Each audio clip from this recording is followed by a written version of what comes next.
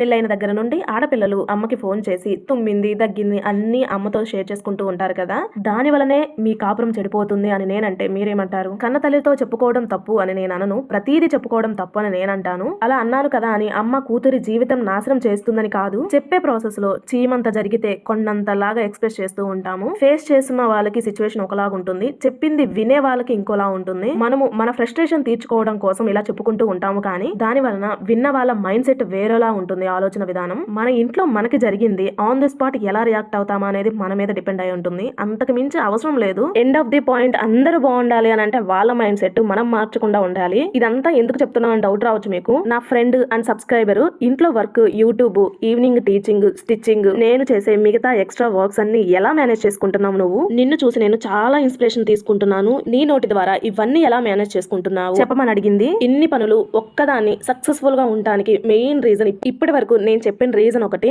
Relatives వచ్చారనుకోండి ఇంటికి, నేను అన్ని పనులు పక్కన పెట్టేస్తా. ఫస్ట్ ప్రిఫరెన్స్ ఏది ఇవ్వాలో అదే ఇస్తుంటాను. ఖాళీగా ఉన్నప్పుడు టైం అయితే అస్సలు వేస్ట్ చేయను. పని చేయాల్సి వచ్చినప్పుడు పనిని కూడా స్కిప్ చేయను. ఏ పని కూడా పెండింగ్ పెట్టుకోను. ఇన్ని మేనేజ్ చేసుకోవడానికి మెయిన్ రీజన్ కూడా ఇదే. ఎప్పటికప్పుడు చేసుకుంటాను, ఏ పని కూడా స్కిప్ చేసుకోను. ఆప్షన్ లేదు, ఈ సిచ్యువేషన్ లో నేను స్కిప్ చేయాల్సిందే అనుకున్నప్పుడు మాత్రమే స్కిప్ చేస్తుంటాను. అర్థమైంది అనుకుంటున్నాను. మార్నింగ్ నేనైతే నిద్ర లేవటంతోనే ఇంట్లో వర్క్స్ అయితే స్టార్ట్ చేసేస్తాను. రెగ్యులర్ గా ఉండే పనులే. హౌస్ క్లీనింగ్ తో మొదలు పెట్టి ముగ్గు వేసుకోవడం, అంట్లు కడుక్కోవడం, బట్టలు అవన్నీ రెగ్యులర్ గా ఉండేవి. అవి కూడా నేను ఒక్కదానే మేనేజ్ చేసుకుంటాను. పాపకి మా వారికి బ్రేక్ఫాస్ట్ పెట్టేసి పాప కోసం లంచ్ అయితే ప్రిపేర్ చేసి బాక్స్ పెట్టి పంపించేస్తుంటాను. ఇంకా వర్క్ ఉంటుంది కదా ఇంట్లో, ఏ ఒకటి బ్యాలెన్స్డ్ పనులు ఉంటానే ఉంటాయి కదా, అవి కూడా చేసేసుకొని 1 అవర్ అలా యూట్యూబ్ వర్క్ చేసుకుంటాను. 1 అవర్ యూట్యూబ్ వర్క్ సరిపోతుందా అంటే సరిపోదు, నైట్ టైమ్ లో చేసుకుంటాను. ఆఫ్టర్నూన్ మా వారికి కూడా లంచ్ ప్రిపేర్ చేసేసి, ఇంకా తెలిసిందే కదా ఆఫ్టర్నూన్ తినడానికి 1 అవర్, లంచ్ అయిపోయిన తర్వాత 1 అవర్ అలా చదువుకుంటూ ఉంటాను. ఈ లోపు మా పాప వచ్చేస్తుంది. ఇంకా తన పనులు చేసుకుంటూ స్టడీ టైం కి ఇంట్లో పనులన్నీ చేసుకుని నీట్ గా రెడీ చేసుకుంటాను. 10th వాళ్ళకి, ఇంటర్ వాళ్ళకి 6 to 9 స్టడీ టైం ఉంటుంది. 9 to 9:30 వరకు పాపకి ఫుడ్ పెట్టుకోవడం అలా జరుగుతుంటుంది. 10 to 10:30 వరకు మాక్సిమం పనులన్నీ క్లోజ్ అవుతాయి. 10:30 నుండి 11:30 వరకు నేను యూట్యూబ్ వర్క్ చేసుకుని పడుకుంటాను. ఇలానే డైలీ ఉంటుందా అంటే అస్సలు ఉండదు, మారుతూ ఉంటుంది. చాలా సింపుల్ గా అయితే చెప్పేశాను కదా, చెప్పినంత సింపుల్ అయితే కాదు, కష్టమే, కానీ చాలా ఇష్టంగా చేసుకుంటూ ఉంటాను.